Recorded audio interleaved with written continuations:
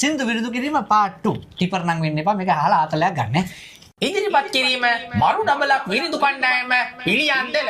කතා වස්තුව ලව් කරාට හොඳ වැඩේ. කලින් කොල්ලා චොර වුණා අලුත් කෙනා පොර වුණා. හැමදෙනාම එකයි කියලා තේරෙනකොට කොර වුණා. අපි දන්නේම නැතුව ආදරේ හින්දා ඉල්ලං කාලා සාලිය සෝකමාලා වගේ මුපෙමෙන් වෙලිලා. ටෝක්ස් දුන්න රස කරන් හෝප්ස් දුන්න බර ගණන් චුත වෙලා යන්න රත්තරන් කේල් මල් පෙමත් තරං. කුමාරිකාව කියනවා මට උඹේ පෙම එපා. චුත වෙලා යන්න රත්තරන්. මට උඹේ පෙම අවශ්‍ය නැහැ. කුමාරයාට මේ කහලා හර්ධවස්සව පුපුරන්න වගේ කුමාරයා මෙන්න මෙහෙම කියනවා. නිවලම් මොකටද මෙතරම් පැලඳුවේ සමනලියේ. උස්සඩි පාවහන් යුගලයයි විසිවි ලොල්ලේ.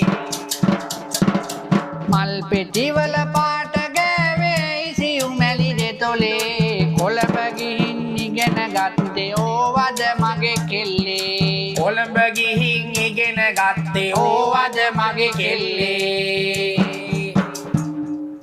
කුමාරයා කියනවා උඹ කොළඹ ගිහිල්ලා මේ සම්පූර්ණ චරිතය විනාශ කරන් තියෙන්නේ. උඹ කොළඹ ගිහිල්ලා එක එක විකාර කරන්නේ. මෙවලම් දාගෙන පාට දාගෙන විකාර කරන්නේ කියලා කුමාරිකාවට චෝදනා කරනවා. කුමාරිකාවේ චෝදනා දරා ගන්න බැරුව කුමාරිකාව යනවා කුමාරිකාවගේ ජීවිතය ගැන තීරණයක් ගන්න. කුමාරයා දකිනවා කුමාරිකාව නිතින් මේ යන්නේ කෝච්චියට බෙල්ල තියන්න. මේක මහා පිස්සු විකාර තීරණයක්. කුමාරයා කුමාරිකාවගේ හිත හදන්න මෙන්න මෙහෙම කියනවා. පෙරුම් පුරාගෙන ආසංසාරේ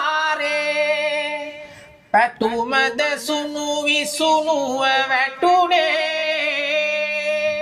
කාටද රිදුනේ කවුරුද හැඬුවේ. තුම්රිය මොහොතා නතර වුණේ. අනේ ඉතින් මේ කුමාරිකාව කෝච්චිය දෙසලා දුවගෙන එනවා දකින්නවා කෝච්චියේ ඉන්න ඍෂිවරයෙක්. ඒ ඍෂිවරයා දන්නවා මේ කෝච්චියේ කුමාරිකාව හැප්පුණොත් මේ ආදර කතාව සුණු විසුණු වෙනවා කියලා. ඒ ඍෂිවරයා අර පටිය ඇදලා කෝච්චිය මොහොතකට නතර කරනවා. නතර කළා මෙන්න මෙහෙම කියනවා. මදුනාගල ආසේ දඟ කරන තරු ගනින්න. උණුදිය පොකුණ ළඟදි හැන්දෑවට මුණ ගැහෙන්න. උණුදිය පොකුණ ළඟදි හැන්දෑවට මුණ ගැහෙන්න.